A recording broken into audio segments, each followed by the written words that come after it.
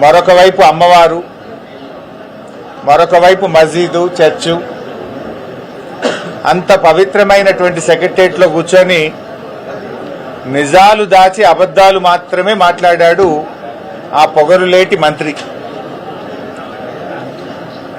నిన్న ఆయన ఫ్రస్ట్రేషన్ చూస్తూ ఉంటే, ఆయన బూతులు మాట్లాడే విధానం చూస్తూ ఉంటే ఎంత డిఫెన్స్లో పడ్డాడో స్పష్టంగా రాష్ట్ర ప్రజలకు అర్థమైంది.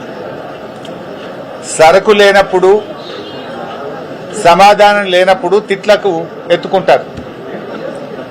నిన్న ఆయన చెప్పిన కథలు, ఆయన మాట్లాడినటువంటి భాష, ఆయన బాడీ లాంగ్వేజు, ఆయన ఎంత డిఫెన్స్లో పడ్డాడో రాష్ట్ర ప్రజలందరూ కూడా గమనించారు. సమాధానం లేదు గనుకనే నువ్వు తిట్ల రాగాన్ని అందుకున్నావు.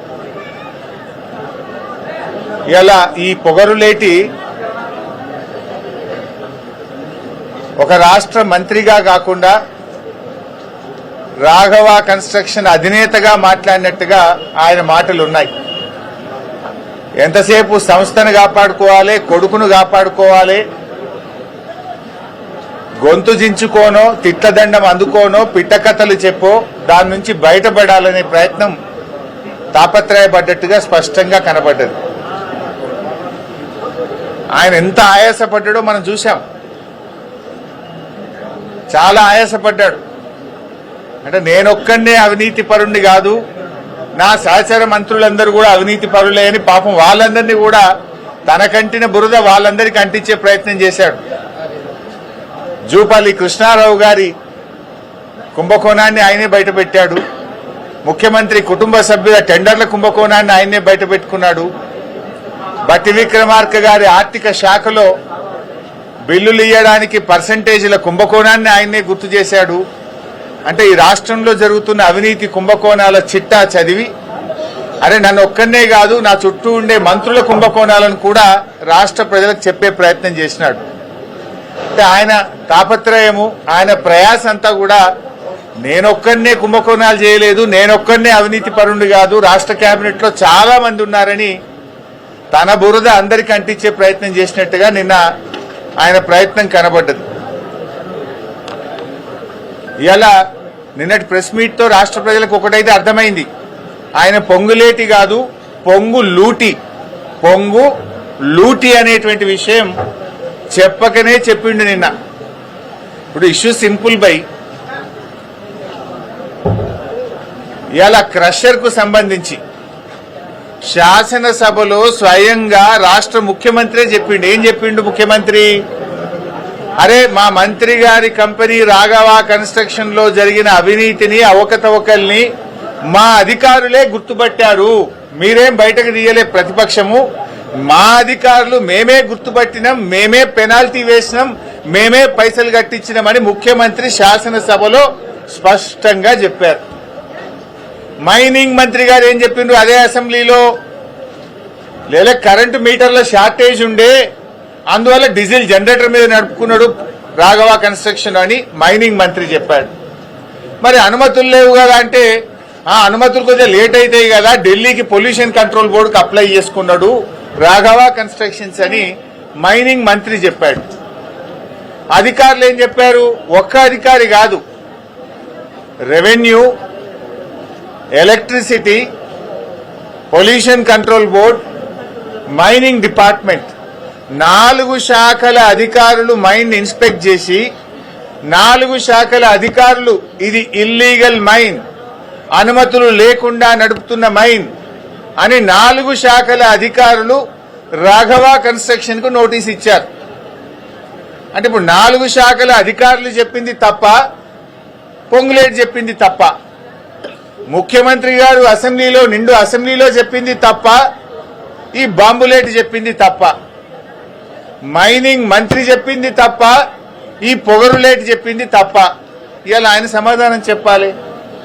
శాసనసభలో ముఖ్యమంత్రి, మైనింగ్ మంత్రి ఇద్దరు చెప్పారు ఇది రాఘవకు సంబంధించిందే, మా అధికారులే గుర్తుపట్టారు, రాఘవ మీద కేసులు పెట్టాము, రాఘవ దగ్గర డబ్బులు వసూలు చేసినామని నీ ముఖ్యమంత్రి, నీ మైనింగ్ మంత్రి, నీ సహచరులే చెప్పారు.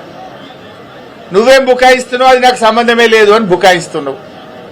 అరే 4 శాఖల అధికారులు పోయి ఒక్కసారి కాదు నీకు 3 సార్లు నోటీసులు ఇచ్చారు. యాక్షన్ తీసుకోమని పొల్యూషన్ కంట్రోల్ బోర్డుకు లేఖ రాశారు.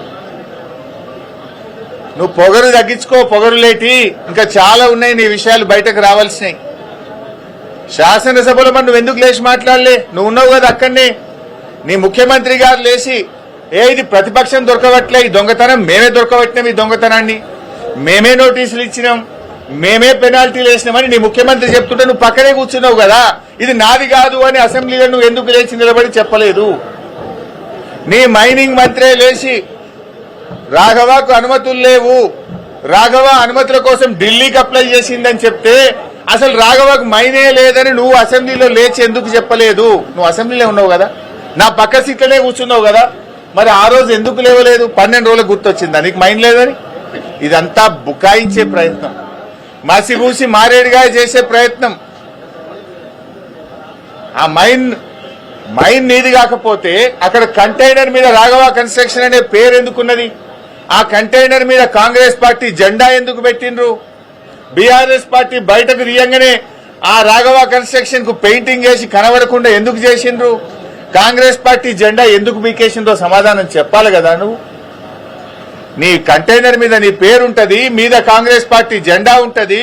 పొల్యూషన్ కంట్రోల్ బోర్డులో నోటీస్ ఇస్తే, మైనింగ్ డిపార్ట్మెంట్ నోటీస్ ఇస్తే నీ ఉద్యోగి రిసీవ్డ్ అని సంతకం పెట్టి డేట్ వేసి ఫోన్ నంబర్ పెట్టి రాసిచ్చిన డాక్యుమెంటే కదా నేను అసెంబ్లీలో చూపించింది. మరి ఇప్పుడు చెప్పు, ఎవరు తప్పు? ముఖ్యమంత్రి తప్ప? చెప్పు, నా ముఖ్యమంత్రి అబద్దం చెప్పిండు అసెంబ్లీలో అని చెప్పు, మైనింగ్ మంత్రి అబద్దం చెప్పిండు అసెంబ్లీలో అని చెప్పు. నువ్వు కూడా అసెంబ్లీలో ఉన్నావు కదా, ముఖ్యమంత్రి మాట్లాడేటప్పుడు, మైనింగ్ మంత్రి మాట్లాడేటప్పుడు నువ్వు అసెంబ్లీలో కూర్చున్నావు. నువ్వు ఎందుకు నోరు మెదపలేదు? ఎందుకు నాకు మైన్ లేదని అసెంబ్లీ సాక్షిగా చెప్పలేదు?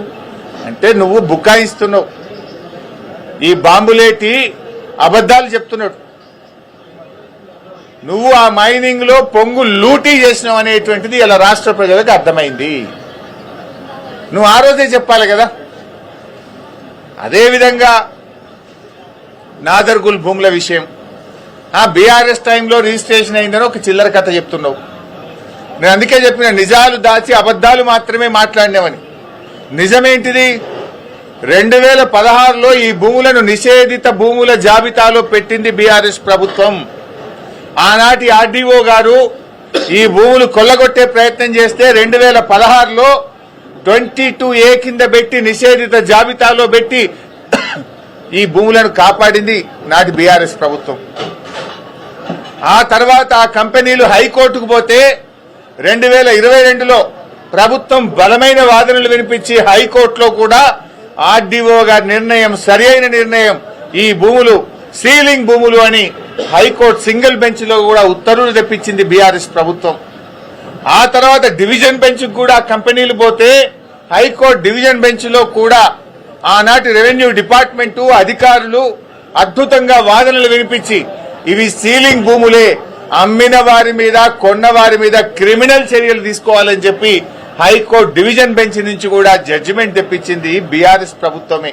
ఇవి ఎందుకు దాస్తున్నావు? ఆనాటి ఆర్డీఓ ఇవి సీలింగ్ భూములని నిషేధిత భూములా పెట్టింది బీఆర్ఎస్ ప్రభుత్వం కాదా? సింగిల్ బెంచ్ దగ్గర కోర్టులో కేసు గెలిచింది బీఆర్ఎస్ ప్రభుత్వం కాదా? డివిజన్ బెంచ్ లో ప్రభుత్వ పక్షంగా ఇవి సీలింగ్ భూములని కేసు గెలిచింది బీఆర్ఎస్ ప్రభుత్వ హయాంలో కాదా? దీనికి ఎందుకో సమాధానం చెప్పవు. నిన్న మంత్రి గారు ఒక మాట అన్నాడు, ఈ భూములు మేము సుప్రీంకోర్టులో వచ్చిన తర్వాత మా ఆర్డీఓ గారు సుప్రీంకోర్టులో ఫైల్ చేసిండు అన్నావు. ఏమన్నాడు? ఇవి గవర్నమెంట్ భూములే అని సుప్రీంకోర్టులో మేము ఫైల్ చేసినాము, మా ఆర్డీఓ ఫైల్ చేసిండు అని పొంగులేటి గారు అన్నారు. మరి గవర్నమెంట్ భూములే అయితే రోజుకొక పేరెందుకు మారుతుంది బోర్డుల మీద? అక్కడ ఎందుకు ఆ కబ్జాదారులు బౌన్సర్లు పెట్టుకుని రాత్రింబవళ్లు కాపలా కాస్తుంటే ప్రభుత్వం మొద్దు నిద్రపోతుందా? 2.5 ఏళ్లుగా రెవెన్యూ మంత్రిగా ఆ భూమిని ఎందుకు స్వాధీనం చేసుకోలేదు అని అడుగుతా ఉన్నా. ఆడ రోజుకొక పేరు, ఒకనాడు కోహినూర్ వస్తుంది, తెల్లారి MEAL వస్తుంది, తర్వాత శిల్పా వస్తుంది, తర్వాత శిల్పా రాగానే అది మళ్ళీ రాత్రి పెయింటింగ్ పడుతుంది. శిల్పాలు ఎవరు ఉన్నారో తెలుసు కదా. ఆ తర్వాత AQ స్క్వేర్ వస్తుంది, ఆ తర్వాత మళ్ళీ కోహినూర్ సింప్లెక్స్ వస్తుంది. ఎందుకు బోర్డుల మీద పేర్లు మారుతున్నాయి? ఏక్యూ స్క్వేర్ వెనుక నీ కొడుకున్నది నిజం కాదా? శిల్పాతో మీకు వ్యాపార సంబంధాలున్నాయి నిజం కాదా? పెడదామా? డాక్యుమెంట్లు బయట పెడదామా? శిల్పాతో రాఘవ కంపెనీకి ఇవాళ హైదరాబాద్ లో వ్యాపార సంబంధాలు ఉన్నాయా లేవా?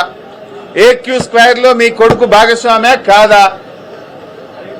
నేను సింపుల్ ఒక మాట అంటున్నా, నువ్వే అంటున్నావు ఇది ప్రభుత్వ భూమి, మేము సుప్రీంకోర్టులో వేసినాము, మా ఆర్డీఓ వేసిండన్నావు. ప్రభుత్వ భూమి అయితే నీ హైడ్రా గడివిక్తుందా? ప్రభుత్వ భూములు కాపాడడానికి, చెరువులు కాపాడడానికే కదా హైడ్రా. వెళ్ళండి. నేను మంత్రి గారిని కోరుతున్న, నిజాయితీ ఉంటే, చిత్తశుద్ధి ఉంటే తక్షణమే ఆ కాంపౌండ్ వాళ్ళు తొలగించండి, బౌన్సర్లను, ఆ ఆక్రమణదారులపై క్రిమినల్ కేసులు పెట్టండి, అరెస్ట్ చేయండి, ఆ భూమిని ప్రభుత్వం స్వాధీనం చేసుకోండి, ఆ భూమిలో సాగు చేసుకున్న రైతులకు ఎంట్రీ ఇవ్వండి. 2.5 ఏళ్లుగా రెవెన్యూ మంత్రిగా మరి నువ్వేం చేస్తున్నావు? ప్రభుత్వ భూమి అని నిన్న చెప్పినావు కదా. If it is government land, why government is not taking action?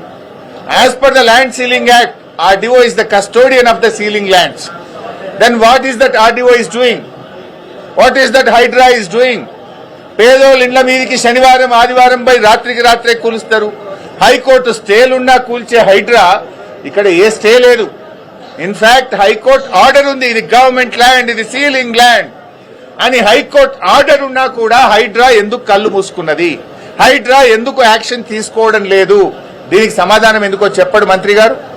మంత్రి గారు, నువ్వు ఇదివరకు ఒకసారి బాంబులు పట్టే అని చెప్పి ఏడాది అర్థమైంది, నీ బాంబులన్నీ తుస్సు బాంబులే అయిపోయినాయి. నీ మాటలు విన్నాక రాష్ట్ర ప్రజలకు పొంగులేటి పొగరు దగ్గలేదు, నువ్వు పొగరులేటివి అనే విషయం స్పష్టంగా అర్థమైంది. నీ లూటీ మైనింగ్ లో నువ్వు పొంగు లూటివి అనే విషయం కూడా రాష్ట్ర ప్రజలకు స్పష్టంగా అర్థమైంది. ఇంకా చాలా ఉన్నాయి బయటకు వచ్చేది, ఏమిట్లకేమి రాలే, ఇంకా చాలా ఉన్నాయి. మేము స్ట్రైట్ గా అడుగుతున్నాం, ఇది ప్రభుత్వ భూమి అని ఎప్పుడైతే మీరు చెప్తున్నారో సెక్రటరియట్లో కూర్చొని, అది ప్రైవేట్ ఆధీనుల చేతుల్లో ఉంది. కమాన్, యూ హ్యాండ్ ఓవర్ ఇట్. హైడ్రాను పంపించు, కాంపౌండ్ వాళ్ళు డెమాలిష్ చేయి, ఆక్రమణదారులను, బౌన్సర్లను అరెస్ట్ చేయి, అక్కడ గవర్నమెంట్ భూమి అని పేరు పెట్టి చిత్తశుద్ధి నిరూపించుకో. నంబర్ 1. నంబర్ 2, మైనింగ్ అధికారులే చెప్పినారు, 4 శాఖలు, రెవెన్యూ డిపార్ట్మెంట్, రెవెన్యూ అంటే నీ శాఖనే కదా, ల్యాండ్సే కదా, నీ శాఖ అధికారే పోయి చెప్పిండు ఇది రాఘవాది అని. Revenue, electricity, mining, pollution control board, 4 శాఖల అధికారులు పోయి ఇది రాఘవ అక్రమ మైనింగ్ అని నీకు నోటీస్ ఇచ్చిండు. ఆ 4 శాఖల మీద యాక్షన్ తీసుకో. మరి వాళ్ళ తప్ప నీ తప్ప తేలాలి కదా. మరి లేదు, నీ ముఖ్యమంత్రి, నీ మైనింగ్ మంత్రి, నీ సహచర మంత్రి చెప్పిండు కదా ఇది రాఘవది, మేమే దొరకబట్టినాం, మేమే పెనాల్టీ చేసినాం, దొంగను దొరకబట్టినాం, పైసలు వసూలు చేసినామని నీ ముఖ్యమంత్రి చెప్పిండు. మరి ముఖ్యమంత్రి చేత చెప్పి, ముఖ్యమంత్రి అసెంబ్లీలో అబద్ధం ఆడిండని చెప్పి, మరి మైనింగ్ మంత్రితో చెప్పి ఆయన అబద్ధం ఆడిండని చెప్పు. లేదు, నువ్వు క్షమాపణ చెప్పు ఫస్ట్. ముఖ్యమంత్రి, మైనింగ్ మంత్రి అసెంబ్లీలో లేచి రాఘవకు మీటర్లు దొరకలే కనుక డీజిల్ జనరేటర్ మీద నడిపిండు, అనుమతుల కోసం ఢిల్లీకి అప్లై చేసుకున్నాడు, రాఘవకు మన పొంగులేటికి సంబంధమే లేదు అని ముఖ్యమంత్రి అసెంబ్లీలో మాట్లాడిండు. మరి నువ్వెందుకు ఆ రోజు అసెంబ్లీలో మౌనంగా తల కిందికేసుకొని కూర్చున్నావు?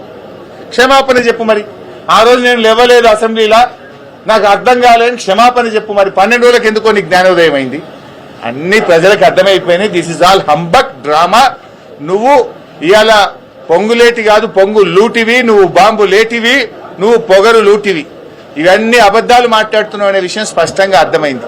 నిజాయితీ ఉంటే ఇప్పటికైనా తప్పు నొప్పుకో, ప్రజలకు క్షమాపణ చెప్పు, ఆ భూమిని ప్రభుత్వ ఆధీనంలోకి తీసుకోండి. Thank you.